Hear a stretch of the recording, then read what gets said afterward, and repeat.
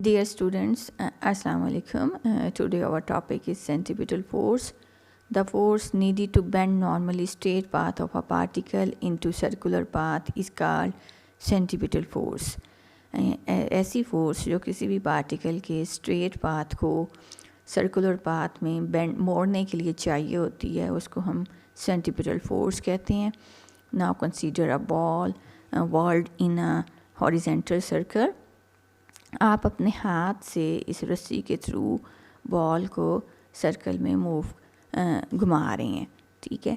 उसको centripetal force provide कर रहे हैं आप अपने हाथ से रस्सी के थ्रू, ठीक है. तो if the string is snapped then ball will not continue its circular path, it will follow path A B.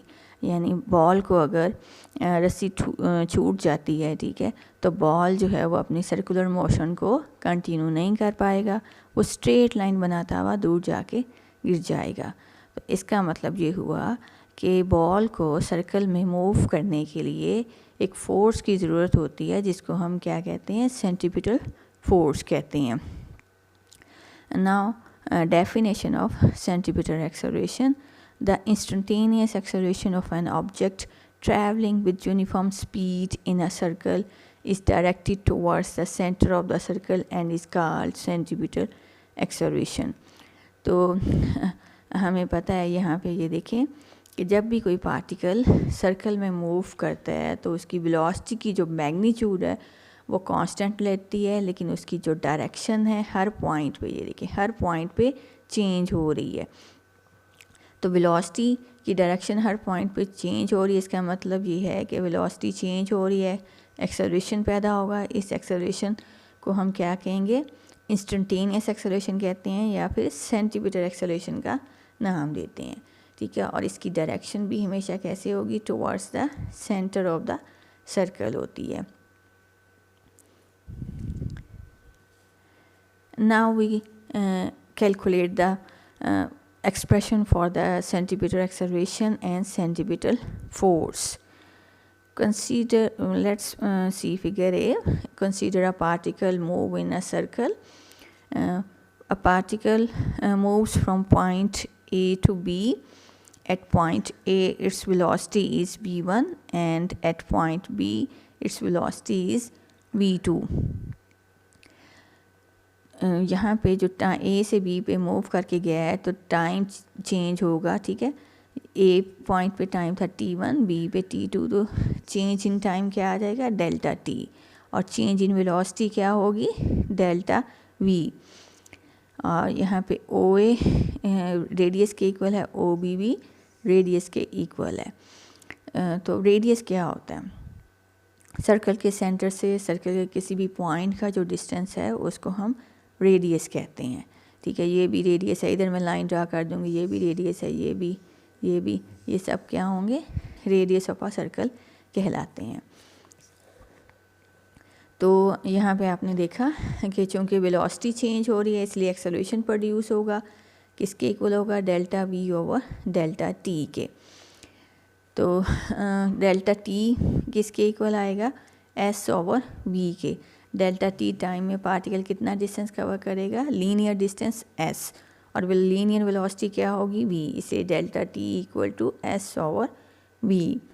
अब डेल्टा टी की ये जो वैल्यू है हम इक्वेशन 1 में यहाँ पे पुट कर देते हैं. A is equal to delta we over S over V equal to V ऊपर आ जाएगा, ठीक है, V delta we over S. ये आप बन गई हमारी equation number 3. Now let's draw triangle P Q R. गिर बी देखें, मैंने triangle P Q R draw की है. कैसे ड्रा की है कि P Q is parallel and equal to V one. ये देखिए वी वन की डायरेक्शन भी यही है, पी क्यू की डायरेक्शन भी यही है, ठीक है. इक्वल भी है और पैरेलल भी है. P Q is parallel and equal to V one and P R is parallel and equal to V two. V two की डायरेक्शन चाहिए, पी आर भी उसी डायरेक्शन में, ठीक है. तो P R parallel and equal है वी टू के.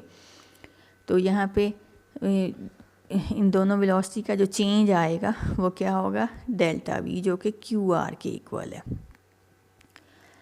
अच्छा, अब यहाँ पे ये बताया हुआ है कि radius, as we know that radius of a circle is perpendicular to the tangent, therefore OA is perpendicular to V1 and OB is perpendicular to V2। ये देखें वेलोसिटी की डायरेक्शन जो है वो हमेशा क्या होती है, टेंजेंट टू द सर्कल होती है, यानी 90 का एंगल हर पॉइंट पे बना रही होती है, ठीक है, टेंजेंट टू द सर्कल, सीधी लाइन। तो वो यही कह रहे हैं कि जो रेडियस है, radius of a circle is tangent to the radius of a circle is perpendicular to the tangent, radius of a circle is perpendicular to the tangent। तो OA भी परपेंडिकुलर है, ठीक है, V1 के, इसी तरह OB भी परपेंडिकुलर हो गया V2 के। तो ये दोनों आर्म लेंथ क्या होगी, इक्वल होगी, ठीक है। तो इसलिए ये जो ट्रायंगल OAB है और PQR ये दोनों ट्रायंगल क्या कहलाती हैं, आइसोसेल्स ट्रायंगल कहलाती हैं, सिमिलर ट्रायंगल कहलाती हैं। क्यों? क्योंकि दोनों के एंगल से इक्वल हैं, ठीक है। ये जो आर्म लेंथ है ये भी क्या है, इक्वल है। तो ऐसी ट्रायंगल को हम आइसोसेल्स ट्रायंगल कहते हैं।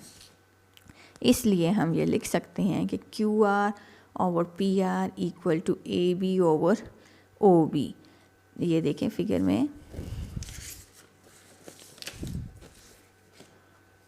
QR डेल्टा V के इक्वल है, ठीक है। QR इक्वल है AB के, AB भी मैंने, ठीक है, QR इक्वल है AB के, ऐसे ही है, ठीक है। और PR इक्वल है OB के, PR इक्वल है OB के। इनकी वैल्यूज़ भी हम देख लें कि QR किसके इक्वल है, डेल्टा V के, PR V के इक्वल है, ठीक है। AB को हमने ऐसे लिखना है, OB हमें पता है रेडियस के इक्वल है। If a point P is close to point A on a circle, then arc AB will be equal to line AB, और AB को हम फिर S लिखेंगे। यहाँ पे क्या कह रहे हैं कि अगर हम टाइम t को शॉर्ट कर दें, यानी लिमिट लगा दें, limit delta t approaches to 0, तो b जो है वो a के नज़दीक आता जाएगा ना, ये आर्क ख़त्म हो जाएगी और स्ट्रेट लाइन जो है, स्ट्रेट पाथ जो है वो मिलेगा। और यहाँ पे पार्टिकल कौन सा डिस्टेंस कवर करेगा, लीनियर डिस्टेंस s कवर करेगा, AB, ठीक है। AB किसके इक्वल आ जाएगा, S के।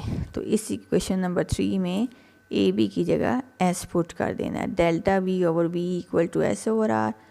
V इधर आके मल्टीप्लाई हो जाएगा, delta V equal to V S over R। Now putting this value of delta V in equation number 2, जो कि एक्सेलरेशन की वैल्यू थी, A is equal to V delta V over S। तो यहाँ पे डेल्टा V की जगह ये पुट कर देना, V S over R, V square बन गया, R नीचे आ जाएगा, S और S कैंसिल आउट हो जाएंगे, A किसके इक्वल आ जाएगा, V square over R। Now this acceleration is called centimetre acceleration, its value is V square over R। अब न्यूटन सेकंड लॉ के अकॉर्डिंग हमें इक्वेशन पता है, F is equal to M में, अगर यहाँ पे मैं C लिख रही हूँ F के साथ, तो A के साथ भी C लगाऊंगी, FC is equal to M AC, ठीक है। और AC सेंटीमीटर एक्सेलरेशन है, इसकी वैल्यू इक्वेशन 5 के अकॉर्डिंग हमारे पास V स्क्वायर ओवर R है। तो ये सेंटीमीटर फोर्स का फार्मूला आ गया आपके पास, mv square over R। For angular moment we put V is equal to R omega, तो FC is equal to M, V square है तो R square omega square over R, M एक R से cancel out हो जाएगा, answer क्या आ जाएगा, MR omega square. So this is our today's lecture. Take care. Allah Hafiz.